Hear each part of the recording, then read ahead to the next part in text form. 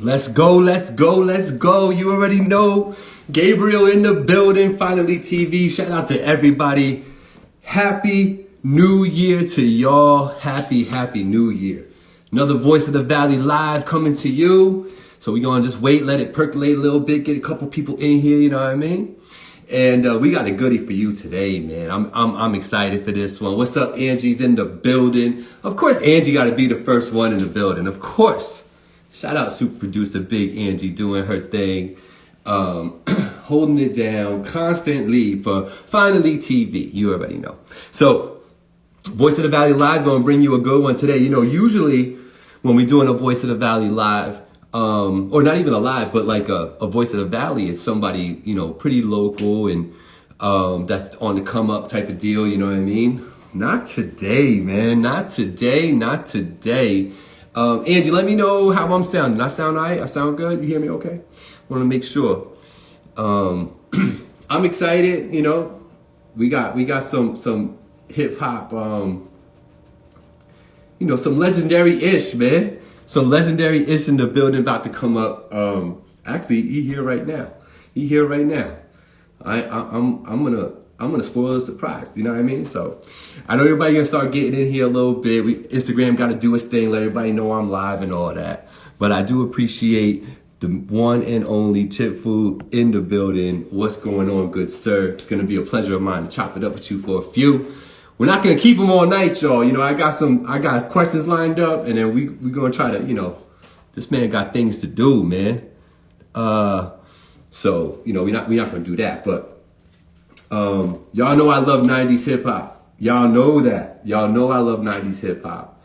And this dude is like in the middle of all that. You know what I mean? So it's type crazy. So we're going to get it. So we're telling your followers that you started a live video. Well, I really appreciate that, Instagram. I really appreciate you several minutes later letting everybody know that I'm out here talking to myself. You know what I mean? M Woods in the building. What's going on, man? They must really be letting people know now that we out here. We ready to go. M Woods, you know I be doing that radio show, all right?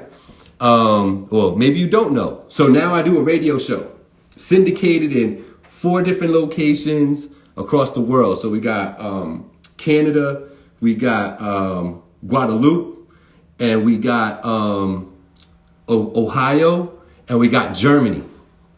So I do this radio show and I'm able to play whatever music I want because it's like legit internet FM radio. So, you know, royalties get paid and all that. And I played your joint. I played one of your joints to set off the show. I thought of you. You was in my folder. I was like, oh yeah. The one, I think that's the one that you called G's. Like GZZZZZ, something like that. And you was just kicking it on a dope beat, and I just let that rock for my intro. So just so you know, I be thinking about M Woods, you know, still, even though I haven't seen the homie in forever. Flatline in the building, what's going on, good sir? My man ready to celebrate. 50 for hip hop and himself. How about that? I want to throw a dope party. I want to throw a dope party with him, or at least do something at the spot that he's going to do something at. So I'm kind of thinking of a couple different things. I might do something like a Voice of the Valley showcase. Hey, what if I did a Voice of the Valley showcase? You know what I mean? For the 50th anniversary. Yo, listen. I'm chilling, Flatline. I'm just waiting for people to go up in here. My man Chip Fu already checked in. He's already in. He's just waiting. I don't blame him. You gotta wait a little bit. You gotta get people percolating so we can talk about it. But can you imagine, bro? Well, you can because you've been around them. But like, to be around these dudes and be able to chop it up with these dudes who meant so much early on. You know what I mean? In hip hop, and somebody like the Fushnikins, like for real, like. Can talk and say what's up and, you know, ask a couple of questions, man. That's fire. So I'm super glad that those people from yesteryear, A, are still doing stuff and holding it down, but B, more importantly, they still around. You know what I mean? And it's crazy now because when I meet them, they're like, sometimes they're like around my age, and I'm like, yo, well, what's good, brother? What's good? What's good? What's good? Joey be in the building. They're like around my age. I'm like, yo, so when I was fanboying to you, you was the same age as me? Like, this is crazy. This is crazy. Yeah, man. Facts. Big facts. I've been low, but I'm going to tap in with you 100. Yeah, and Woods, do that, brother. You already know, man. You already know. I'll be here ready to go. I'm ready to go and do these interviews. I've been ready. I'm ready for the podcast to come back in like the beginning of March. You know, what we talking about every Tuesday, 7 p.m. You know, that's the joint. So I'm excited for the podcast to come back. We're going to do something new with Three the Hard Way and critiquing music and all that. So it's going to be a good one, man.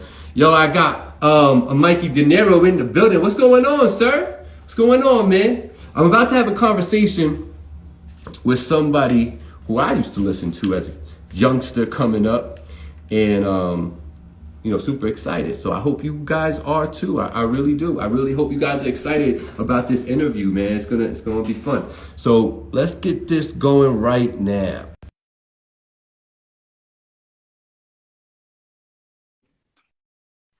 We have none other than Triple Time Rhyme Flower,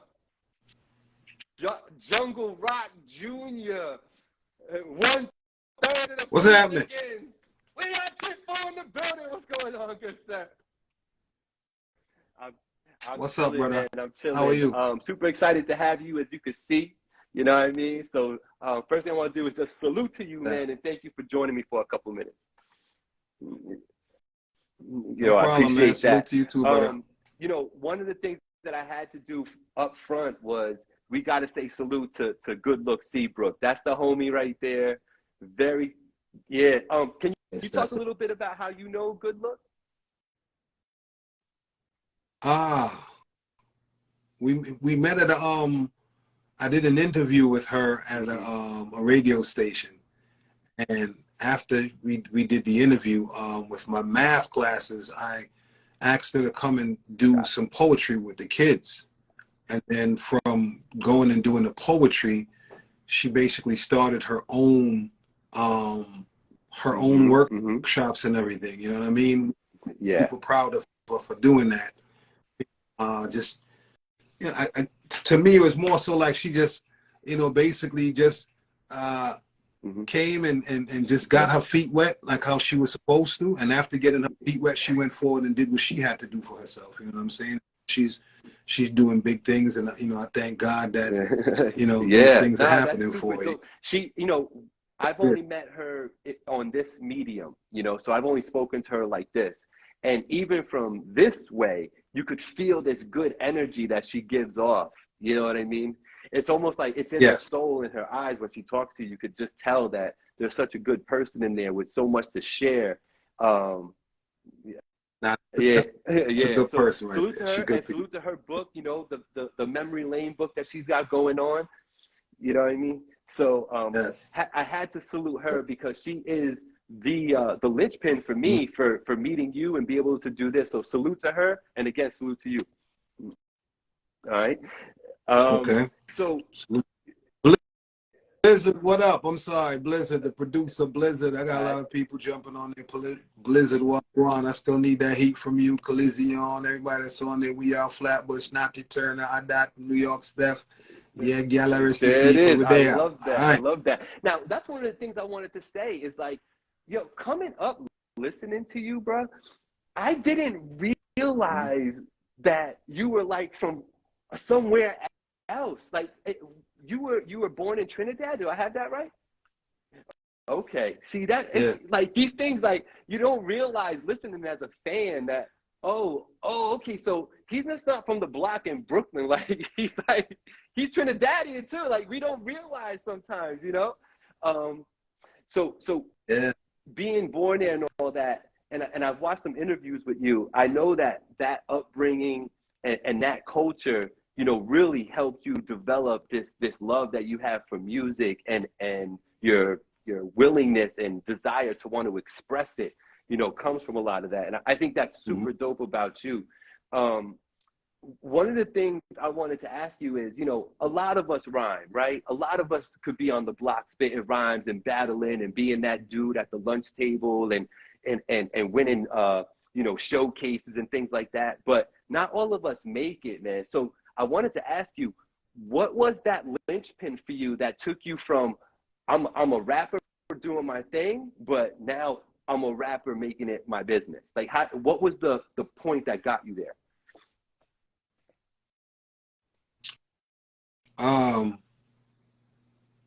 Upbringing, I want to say. I was raised to understand that we're all blessed with money that you can't see and money that you shouldn't waste, which is time. You get me? So money you can't see and money that you shouldn't waste, which is time. And, you know, early part of my life, you know, when I really sat down and you think about it, before a person is born, their parents have a life totally outside of us. Get me? So they lived a lifetime before I was born. Right. I became the addition. So everything that they deemed when it comes to happiness has now changed, and all because of me. Now they have to provide for me. I always thought about that, and I said to myself, you know what I'm saying? My birth changed the way in which they looked at things when it came to having a son. So I need to honor that. So there was no failing in me. There was no failing understanding that my mother and father met in England. You know, Trinidad, coming to England, father coming to England. You know, I know what that's like. To come to England there, get new jobs. She's going to school. Then from there, move to Brooklyn to make sure that the family has a better life. So for them to do all of that to make sure that we well, you know what I'm saying? There was no failing. I knew I had to win. So there was no in between for me. I just knew that, yo, this is something that I wanted to do. I believed in my heart that I was good at it. And I said that, yeah, anybody that was ever trying to stop me, I was going to spank them and let them know that, yo, this is what it is. And I'm glad for that sort of upbringing because, you know, for me now, it's just like, all right, you know, I made them happy, you know, transition. And they got to say, well, you know, we gave birth to a real warrior because, you know, he went out there and did what he had to do, you know, received the accolades, you know, gold and platinum. And yeah, that's it right there. You know, that's our, I mean, so that's what it was for me. There was no in between for me. That in itself is fantastic. So what happened though to get you to be not like the upbringing, but what was the point? Who was the person? What was the occasion that allowed you the opportunity to start making money from this though? Like, how did you get that far with it? The person that gave me the opportunity to, when I first touched the mic, I was 11 years old. UTFO, educated rapper. It was at my brother's 16th birthday party. That I just wanted to say a birthday rhyme for my brother, and I did. And he told my brother, yo, this kid is different. You know, what he just did at 11, I've never heard that. He's 11 years old. So from there, you know, I believe God brought a lot of polished people in my life to guide me. You know what I'm saying? The best part about growing up in East Flatbush, Brooklyn, was I did every competition when there was sound clashes. I would all the sound clashes at the age of 12. Like my brother's 12. Like my brother's friends would bring me to the sound clash, and they, yo, let Rod D get on. Let Rod D get on. And like, well, this little kid, and then they pass me the mic, and then I try to take everybody's head off. And I think just knowing that I had the community around me that wanted me to win, along with the parenting, I was, yo, there's no reason why I would fail because I had people in my corner that believed in me. So, and then I did all the competitions there were in New York City, the reggae versus hip hop. I was the first MC to go up there and sign my name on both, on reggae, right. And then I jumped on stage. I was the last person on stage because I beat everybody on stage. And I was just standing there like, yeah, I actually won this competition, reggae versus hip hop. And then for me to be the last person on stage, I can't go against myself. So, you know, from there is when I knew that I had something that a lot of people didn't have. You know what I mean? So at that particular point in time, I started putting more pen to paper and getting into more battles. And I met up with my two other partners. I grew up with Pop Fu since we were like 10, 11, and him and Mok Fu, they formed a group, and I met up with them, and I was already doing what I was doing. So we was like, let's just form this group and move forward. So we did. And after we did that, again, that community and camaraderie, I had two other people that was like, get them. So, everywhere I went, I was like, I was going to take people's heads off. I think the weirdest thing about it is I would step into the competitions and I'd have on a Chinese gi, right? Right. Everybody would laugh. I'd have my hand behind my back and I'd walk through and I'd listen to everybody rhyme or whatever, and I stand there and they'd look at me like if I'm crazy, and I was like, let me battle you. Battle them and just destroy them and leave with the Chinese gi on like movies. I didn't even have a beard. Didn't have a beard. I was doing this. Yeah, I was doing this. Listen, looking at him up and down like, all right, cool. I got something for you. And then and the thing about it is, it's documented. Those people that have been at these battles, they'll tell you that, Chip Fu walks up in a Chinese gi with the straw hat covering face and walk into the battles, and that basically came from me watching all the Sound Clash stuff with Ninja Man. I used to see Ninja Man, and that was him, and I used to be like, I want to be like Ninja Man. You know what I'm saying? I want to come out there, and I come out there with the Chinese gi on, the yin and yang on my head, and I just look down at the ground and just listen to what they're saying, and then murder them and just go and get back on the train. I get back on the D train and go back to church in Brooklyn. Just walk home from 18th Street to 50th Street in the whole guard, bro. Down down Church Avenue in the guard, like, and everybody's like, that's that dude right there. He nice. But it wasn't nice karate. It was, he nice. Like, he got lyrics. So early on, now, did you come up with the concept of, like Fushnikins? Was that you who named everybody? What? Tell that story. No, that was the whole Fushnikin concept came from Mok Fu. He came up with the name Fushnikins, and we were just like, Fushnikin should stand for fusion, because we fused our styles together to come up with our own unique sound.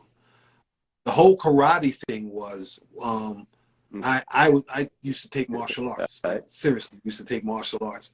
Martial arts saved my life because I was born with respiratory problems.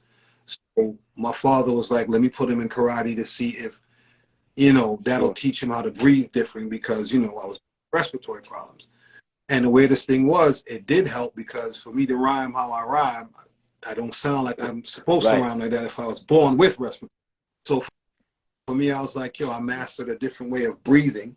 I mastered a technique that's my technique, basically. You get me? So from there, I just, everything spawned into everything else, So a lot of people thought it was for play when it came to the Fushnikins and the guard, but it wasn't that. Real talk, like if you would approach, you probably would have got your head kicked off. Like, and I don't think that us as the audience watching you in 1992 and 93 hitting the scene as hard as you guys did, I think that our perception was just like fun loving, like MCs doing their thing. This is like different sounding music. We like this, not realizing like, but don't get sideways. You will get smacked around. Like that stuff doesn't, I don't think that reality hits people until the one that makes the mistake finds out. You know what it is? And here's how you check it. Have you ever heard Fushnikins in any beef? No. Never. You right. So there's certain things I could chat about, certain things I can't, but there's reasons why you ain't never heard no beef with Chip for this or Chip or Pop for that. Got you. You ain't never heard that. Keeping it. You never heard that Brooklyn soil was totally. I love that you went there, Chip, because one of my questions was on here, like, were there any, say, secret rivalries that are now past and gone and done with, and you could talk about it now, or subliminals hidden within you? Because I feel like everybody has a little bit of that, but was there any of that with you? Like, were there any like secret rivalries that you guys had? The one rivalry we had, we went to perform in New Jersey, and everybody was always putting us up against Poor Righteous Teachers. And I remember when we got to this club, the stage was roped off, and the crowd tried to come on stage, or who, you know, these people that was running with Poor Righteous Teachers was trying to come on stage. Yo, I was like, yo, we ain't come to Jersey for no foolishness like that. So we're swinging at the people that was coming toward us on stage. And then our road manager knew some people from Poor Righteous Teachers camp. And so what happened was, after the performance, we went into the back room and had a conversation about what was going on. And we just let them know that, you know, there was never any beef, but we didn't come there. We ain't come there to put our, you know, tail between us like no sucker, you know, or whatever it is, it's going to be what it's going to be. But we left it, you know, beefless, and later on, you know, Boy Wise and I became cool. That's a cool fella right there, you know what I mean? Big respect, and he's an icon, a legend himself. A lot of people don't talk about him or bring his name up, but I'm going to bring his name, Boy Wise. From Righteous. That's dope of you to do too. And I think that their lyrical content, even from early on, their perspective was, I always took it as a more mature perspective anyway. So it doesn't surprise me that you were able to come to resolution without anything. You know what I'm saying? Because they just they seem past that, like they could conversate past that. You know, so super dope. A crew that I always think of, and I know my friends on here, like my boy Monster, they're gonna say no duh, but one of my favorite crews that I think about when I think of particularly you is Das Effects. I'm a big Das Effects stan almost, you know what I mean? So there was always a little bit of a similarity there in that the way you guys were able to flip your cadences in between the flow, so to speak. If that makes sense to all the non-writers out there, it does. But I know to you it makes sense, where you're able to, within your amount of space, you're able to flip it a little bit differently. And they were always able to do that as well. But the one thing that you guys had in common was, it seemed like you guys would be able to draw back to your childhood, and there was always some sort of like nursery rhyme flip, or, you know, like some reference back to like being a kid, you know what I mean? Where you'd be able to flip it back, you know, and make it dope, you know? What did you guys think about Das Effects when you guys are coming up? Because it was around the same time. Okay, so here's how I'm gonna answer that question. And the weirdest thing was, when Poor Righteous Teachers came out, we were compared. When Tongue Twister came out, of course, we were Effects came out, we were compared. Bush Babies came out, we were compared. Yeah. Right?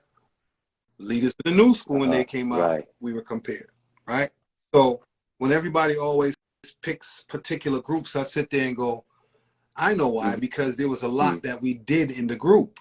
Mainly, you got to think about it. The first record that we ever dropped was a dance hall record. Right? It was Ring the Alarm. So when you think about it, it's like they dropped Ring the Alarm first, right? Let everybody know that we're coming out or whatever. Get on a record called Movie Scene and rhyme backwards. Okay. This dude can rhyme backwards. He does the reggae thing. So now you're looking for all these other people to make comparisons to. So you making all the comparisons that you can. So I'm sitting there going, first you say Poor Righteous Teachers because of Ring the Alarm. Then you say because of whatever. Then you Movie Scene. Okay. All of the people that I give praises to, I'll tell you who I sound like. I sound like Shinehead. I sound like Ninja Man. I sound like Daddy Freddy. I sound like 3 other MCs from Saxon Sound in England, and Major Man. You put all them together, that's who is. And the thing about it is, you can go to each and every person that I name and listen and be like, oh shit. You get me? I get like, oh, he really is a mashup of all these people. So that's how I was thinking, right? those pockets that I was laying in were basically dancehall pockets, straight pockets. Because remember, MC and dancehall go hand in hand. But the one thing about dancehall artists was their cadences were different. You only heard cadences in dancehall. My thing was, how come you can't hear them on hip hop rhythms? I'm jumping on the hip hop rhythms, killing it. That's why you got a person like Busta killing everything, because he knows that pocket. So when he jumps on a hip hop track, everybody's like, well, I didn't know you could do that on the hip hop track. Chip Fu was like, I didn't know you could do that on the hip hop. I'm sitting there going, this is a cultural thing for me. You know what I'm saying? I'm finding pockets because of what I was raised on. So let me ask you this, and you are the perfect person to ask. Did it ever happen to you? This is real specific. Did it ever happen to you where you were ciphering and somebody's doing the beatbox? All right. So somebody's beatboxing and everybody's ciphering around that, right? Did it ever happen to you because of the way you chose the flow and your ability to kind of flip it like that? Did you ever mess the beatboxer up? No. No. What I would do is I would always tell a beatboxer, yo, when I put my hand on your shoulder, stop. Okay. Because I automatically knew that if he already had his whole program beat that he was going to do, and I figured if he was trying to follow me, he was going to mess up. So I figured, I said, yo, listen, when I touch his shoulder, just stop. So I'm just killing it. So, and then I touch his shoulder, and from there, I'm jumping through the triplets or whatever, and then I touch again, and he could do what he had to do without listening. No, I had to ask you that, because it was back in the day when I thought I could rhyme, you know, I would like to kind of flip it a little bit. I didn't like being like, I didn't want 6 words in a sentence in a bar. I wanted like 20 words in the bar. You know what I mean? And like, I remember just ciphering, and I'm killing it. I'm doing my thing, and the beatboxer would stop or just mess up. You know what I mean? And be like, yo, you got to tell. I'm like, no, just keep doing what you're doing. I got this. You know what I mean? Like, so I had to ask you, because your rhyme style. Did you always rhyme like that? Was it always gonna be, I'm gonna throw some triplets in here every so often? If you think about it, dancehall is very triplety.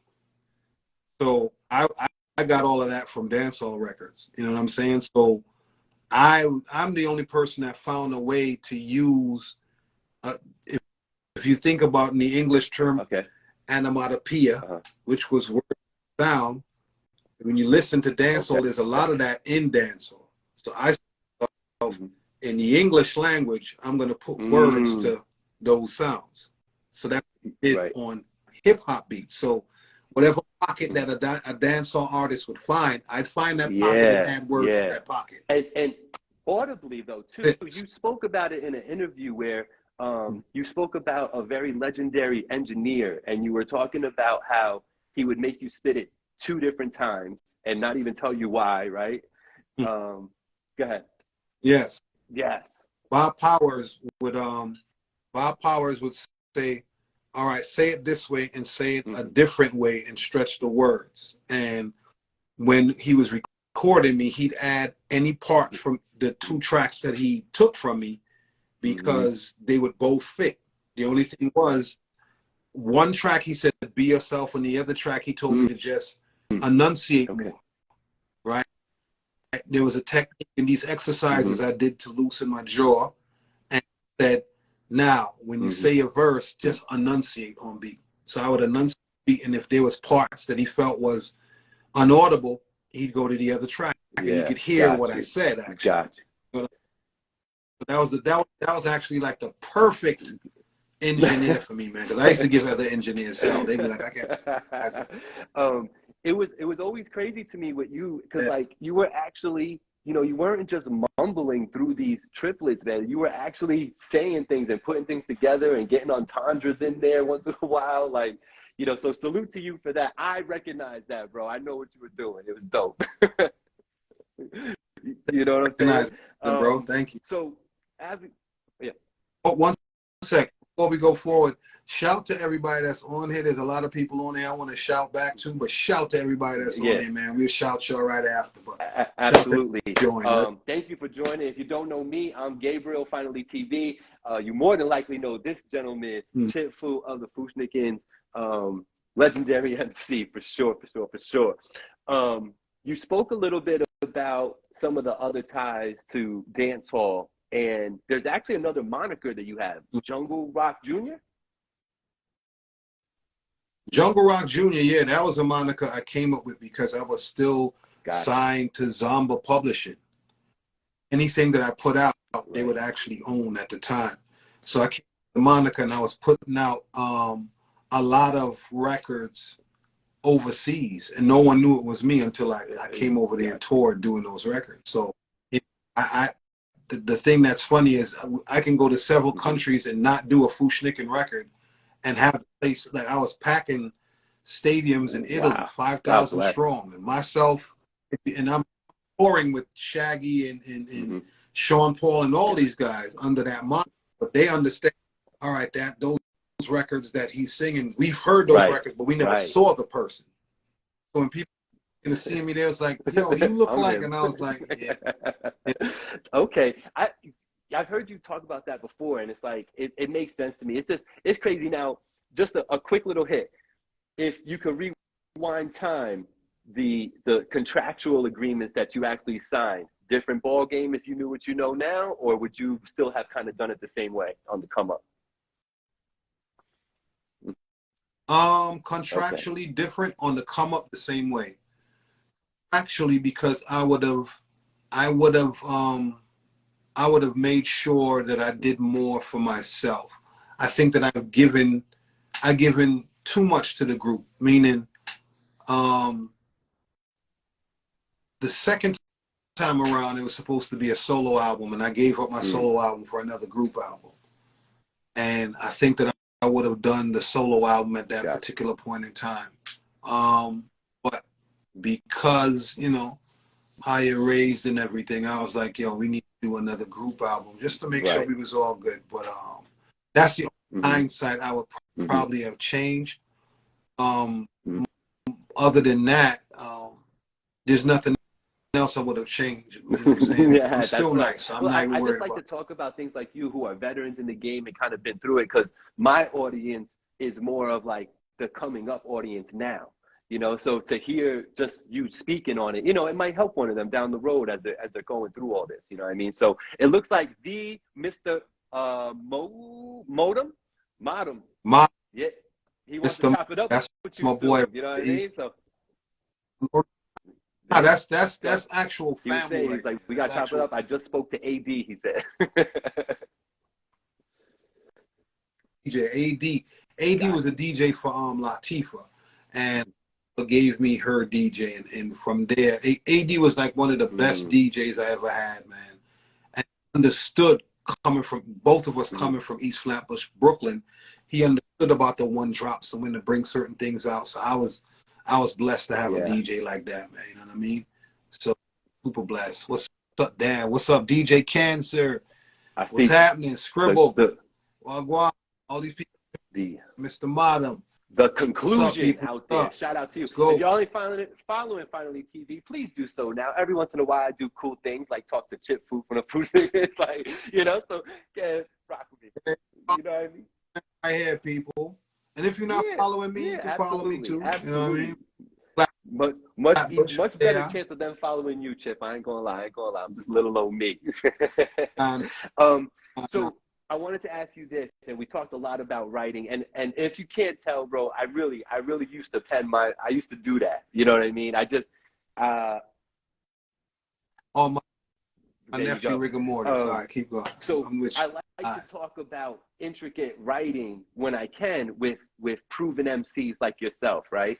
So I would like to ask you, is there a difference between what's the difference between your writing then, when you were writing for, you know, an album and a project and all that stuff then, to your writing now as you're doing more solo stuff, correct now?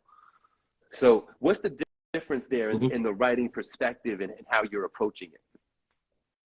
Life. Life is the difference. Mm-hmm. Experiences are different. The way in which you listen to music is different now. The way in which I see and perceive people, the way in which I take in energies, the way in which prayer is different. You know, you pray. Gotcha. It's everything has changed. You know what I mean? The older you get, your perceptions on different things change too. You know what I mean? So I think back then it was more so about me trying to be the best MC and make sure that people pay attention to my group. I think now I'm understanding that I am the best MC or one of the MCs, and all I'm doing is staying sharp for the bigger purpose, which is the culture. Make sure that, you know, my name is attached to the culture as being one of them. You know what I mean? It's me trying to be better than this person or that person. But, you know, in the beginning, it was more so like that because you were trying to make a name for the group and you know, and so on and so forth. I think right now it's more so about legacy. It's more so about what you leave behind, what you teach kids, what you know, conversations that you have with people in your age range. When we actually talk about, I mean, we can talk about from the past all we want to, but, you know, what else am I pouring into you? You understand? I'm very aware of that right now in this time in my life. So even when I'm penning right now, I'm penning, you know what I'm saying? And 10 times better than I was from back then. Better. You know, it all came with, you know, gains and losses, losing parents, and understanding that, you know, everything changes when you lose them. You lose a part of yourself, so you write different now. So then you have to find out how to build that crutch back.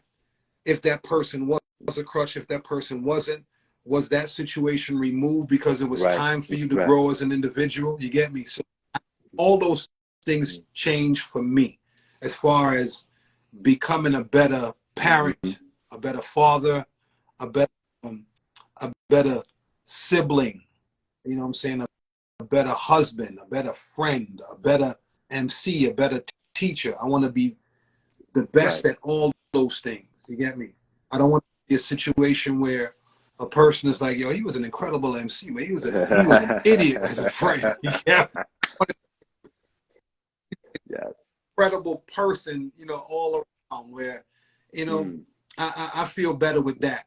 If this was back in the day and people were like, yo, he's a real dick because all he thinks about is himself or whatever, that was the focus, just to bring attention to what I was doing. But now everybody basically is the focus. And I understand that at this point in time in my life, my dream is attached to several dreams, not just mine.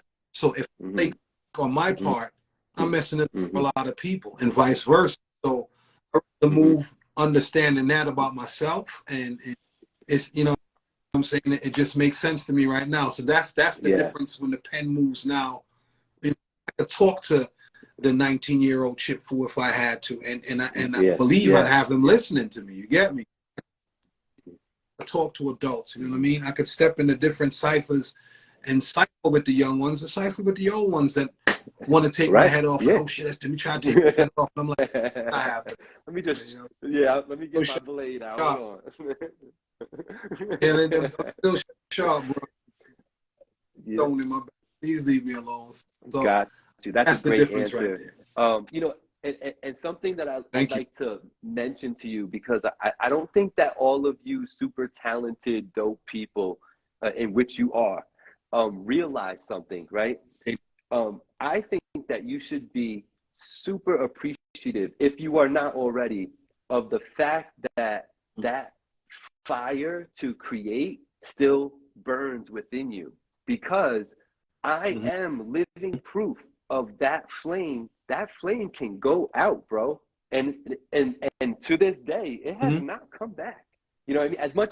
As much as I want, like, and I'm like, man, it'd be cool to get in a cipher again. And then I'm like Eminem, you know, like I can't get it out like the Mom Spaghetti shit. You know what I mean? So like, it goes away, bro, for some people. And I think that you've been super blessed, and I appreciate you for, you know, being the way you are. But I just want to make sure that you realize that that's another part of your blessing, is that that fire actually still burns.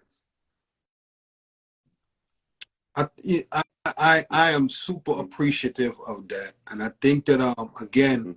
for me it was a test. You know what I mean? You go certain tests. I got to a point where I didn't like the industry anymore, and you know, things for me changed because I didn't want to make certain changes. So, you know, you bow out gracefully, you leave, you know, you disband from contracts, and I think that I think going back to school changed me. I went and I studied physical therapy sciences. I went and I studied deep tissue massage. I went and I studied Reiki. I went and I just studied. And I think while studying, it put me back in that headspace. You know what I mean?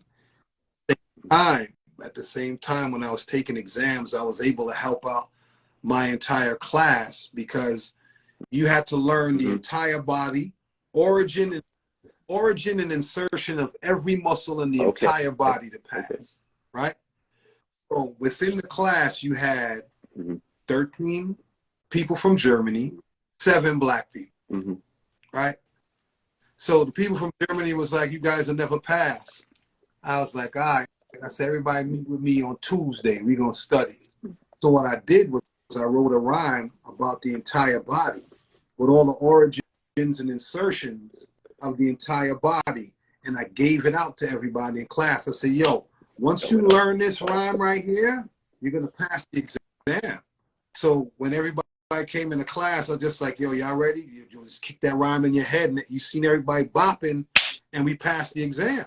That's how we passed every exam in those classes. Some of those classes, the people that knew me, they would look at that rhyme on paper, and they understood that you know where to go in the rhyme that talked about the origins and insertions and cartilage and, you know what I'm saying, plantar flexion, dorsiflexion, and all this other stuff. So I believe I had to be there to share that gift with them. You get me?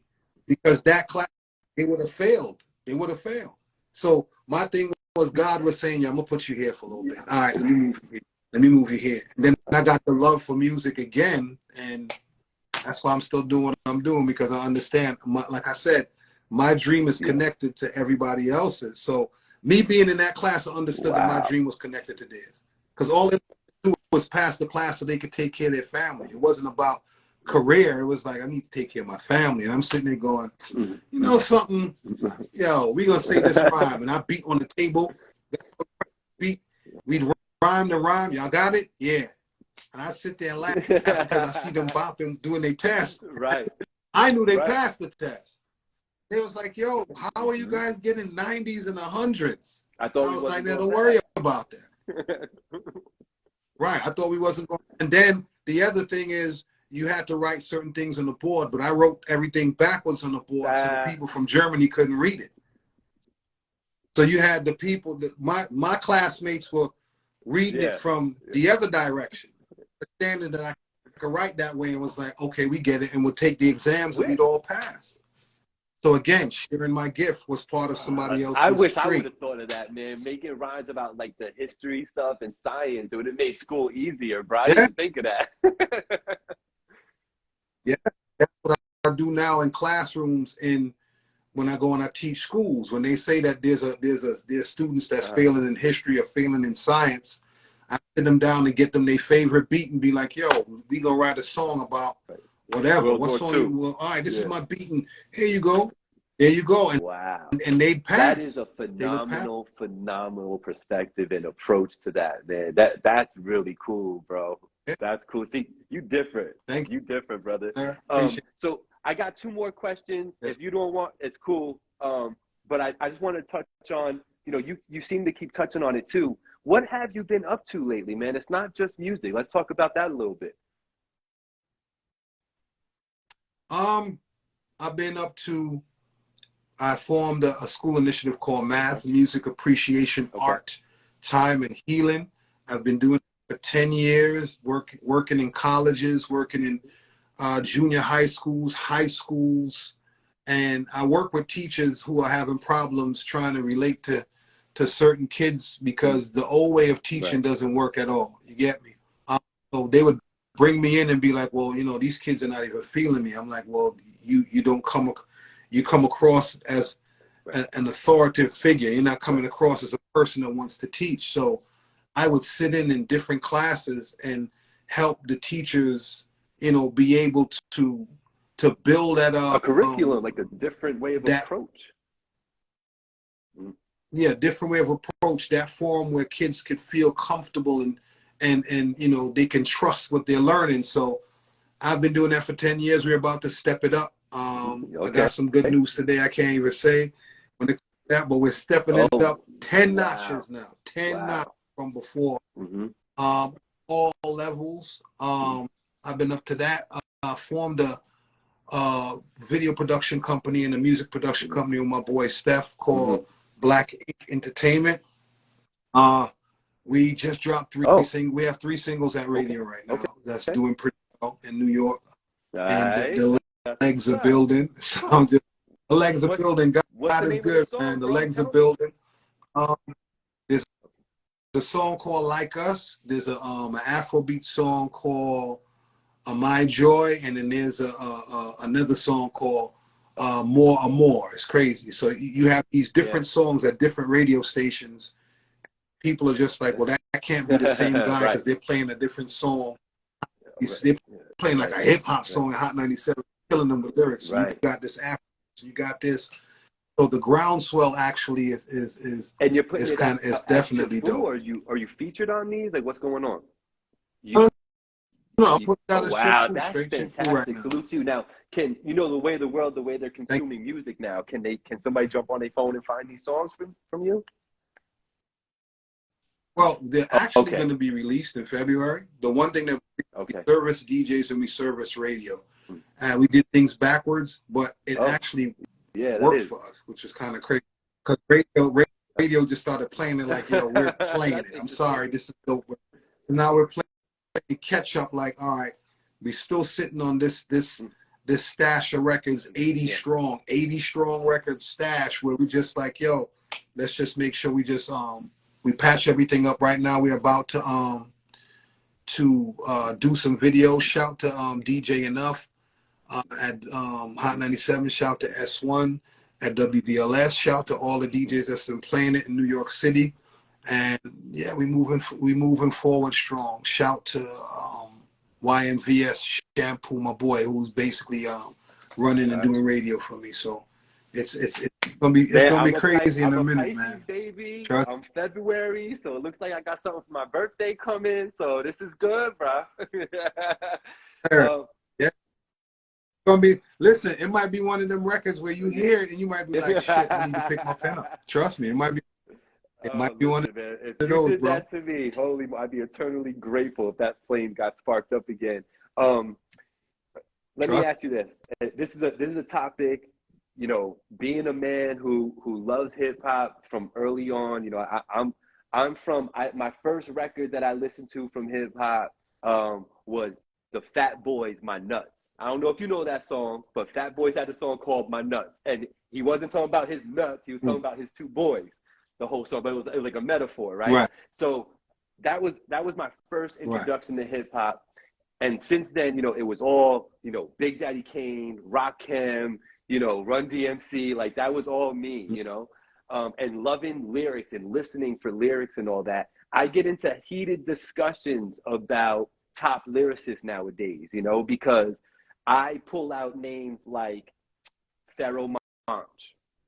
I pull out names, you know, I'll say something like, I don't know if there's been a handful of MCs that can really do what Eminem does on a mic.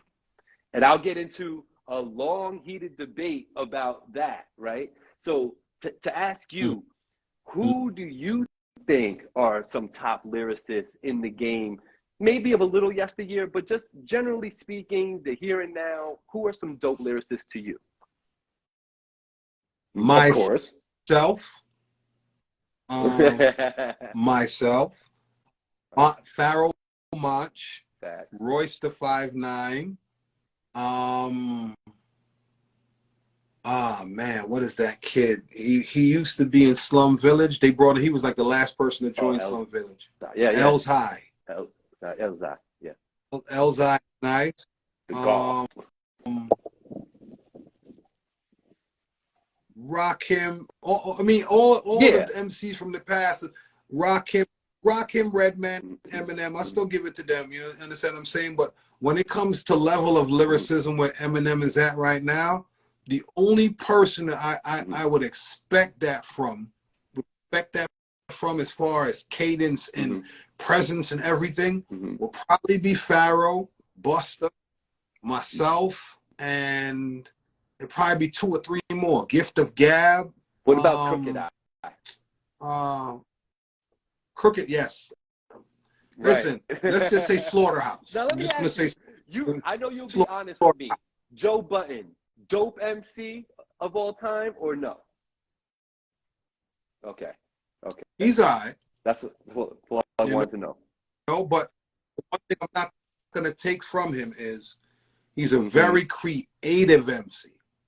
Like a lot of there's MCs out there that can't make songs. Joe Budden knows how to make songs. You could put him in a studio and say to yourself, well, all right, I'm gonna give this MC some studio time and give this MC studio time. Joe Budden's gonna come out with songs, right? He's gonna with those joints, the head nodding joints, and he's gonna come out with some MC songs or whatever. You get me? So to me, I would say that that's the difference with Joe Budden. A lot of other MCs, like a lot of MCs can't make a pump it up. They can't make a song like that. Or his that's a timeless record. Timeless. A lot of people are not giving him that much respect. Music mixtapes he was putting out, I mean, those were like perfectly done, man. It's like, you know, the ability, the ability to give it to him. The ability to put on paper what you feel in here. There's a gift in that, and he's really good at that. You know what I mean? So you super dope. Let me ask you this: was there ever a time where another MC that was able to flip the triples and get crazy with it, a la a Twister, you know, a Tech 9? Was there ever any competition, battle, opportunity to go at it with these type of people? The funniest thing was, I remember when Twister first came out, we were at I think we were at the Gavin convention in San Francisco, and everybody was like, yo, they go Twister, blah, blah, blah, and whatever. And the funniest thing was when we met, we had the utmost respect and love for each other. And we still have the utmost respect and love for each other till this day. A lot of people, even when he went on Drink Champs, he was like, yo, everybody always, you know, put me up against Chip Fu, but yo, I have to say, I respect his flow and he respects mine. And it's the truth. I do. He's not a walk in the park.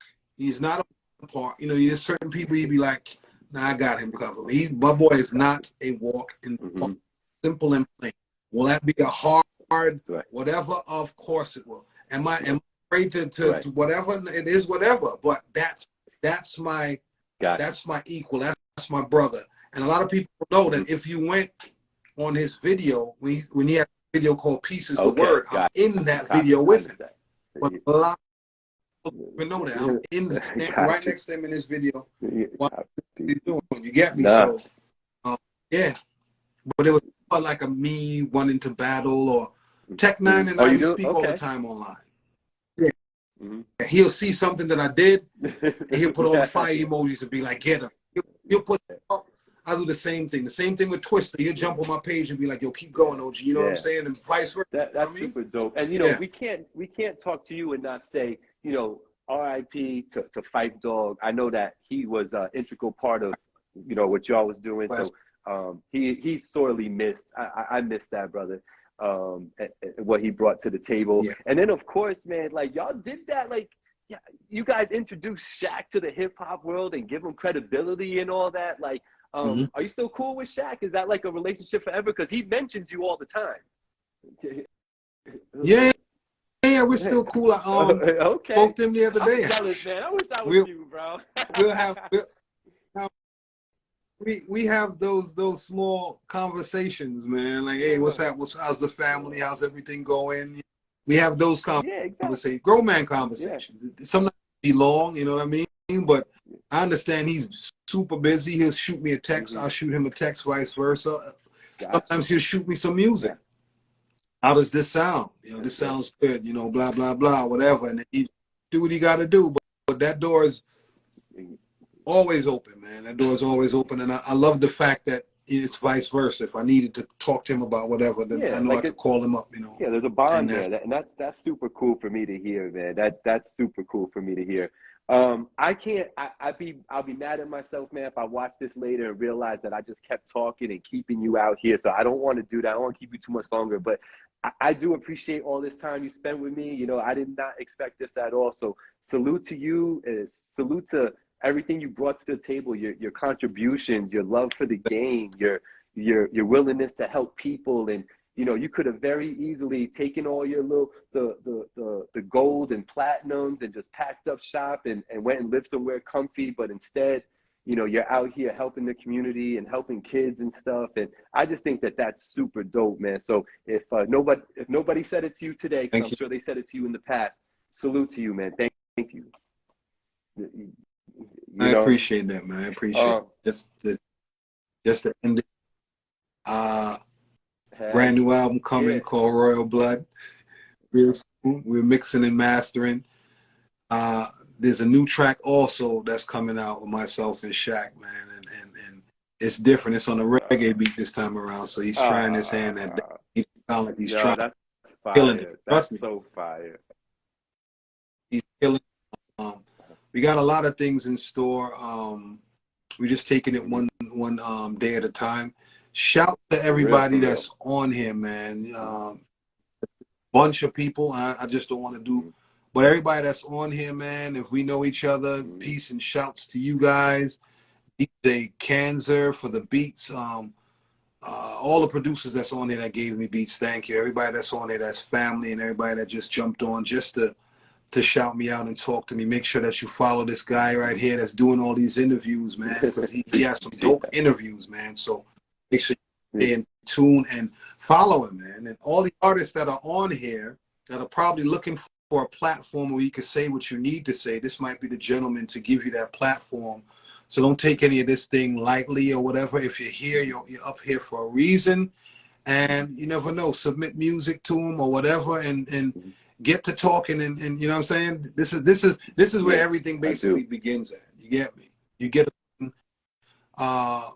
involved in your situation, and you bring attention to it. Shout out to Tony Rashad, one of the my big brothers in this industry. It's crazy, man. I learned a lot from him, and I'm just forever grateful that I had people in my life that played. I have so many big brothers in this industry, man, that has done something. So shout out to on here. Shout out to you. Thanks for having me. My pleasure.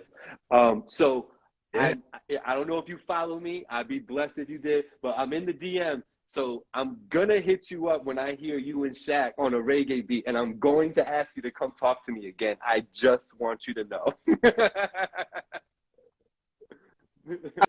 That's a definite, man.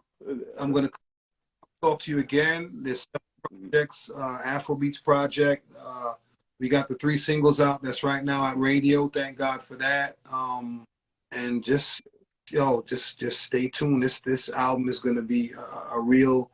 It's gonna be a shocker. There's something I want to talk about that's coming up real soon. But you know, this is the year. This is hip hop's 50th year, right? So a lot of people are paying attention to hip hop 50 right now, right? We have something that's incredible that's about to drop. Real. We just want to let people know. You know what I'm saying? Royal Blood is gonna be crazy. And out to everybody that's on here, man, again, salute to you. Salute to everything you do. Salute and thank you to Good Look Seabrook. Make sure you go cop that girl's book, man. She is on her healing through poetry, memory lane. The book is super fire. I told her I was gonna buy a copy when I get some money. So I guess I got some money. So now I got to go buy the book. So y'all go buy the book too. Let's make them sales go up and get popping. Look out for. Go buy the book. Buy the book. The CMOS. Everything that she's doing. All you kids join her classes. Everything that she's doing. She's that beacon of light, man. And I'm just proud of her to just keep moving forward and doing what she's doing, man. And God has a hand on her. I don't even think she know. I think she knows that now because of the situations that she's entering, and it's her time to do what she's supposed to do. And I'm glad that it's a person like her that's moving forward and pouring right into these kids. You know what I'm saying? Plant because we need so shout that, out, brother. This world. We do. We do, man. I'm not going to take up no more of your time. Chip, thank you so much for joining me. And hopefully we talk again soon, man. Have a great night and blessings all 2023, brother. Okay. Take care, all right, peace. Brother. You take care. Yo, y'all already know that was Chip Fu. We're going to let him go because he spent way more time with me than he thought he was going to spend. But if you're not following me, follow me on Finally TV, Instagram, Facebook. I'm out on YouTube too, where I do some more interviews with local people, but I reserve the IG Lives and the Voice of the Valley Lives to talk to these people who might not be able to come all the way up to Little Beacon, New York and talk to me, but wouldn't mind talking to me. So we do it this way. So make sure you tap in. If you're an artist out there, if you've been doing your thing, let's chop it up this way. I have no problem talking to y'all, talking about what you're doing, the come up and the whole 9 yards. So let's get together. Let's talk about it. Y'all can send me music if you need to. I do reviews too and all that good stuff. info@finallytv.com. But you'll learn all that if you follow me. So salute to y'all. Man, that was a dope interview. Chip Fu, man, y'all. Man, listen.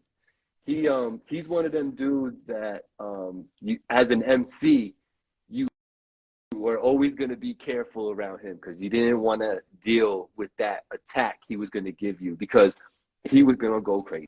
And you knew that going in. We all knew that going in. So salute to y'all. We're going to do it again. We're going to do it again. I hope I get some more legends up here. Salute to y'all. Let's get back one time. Finally TV, Gabriel, we out, baby. One.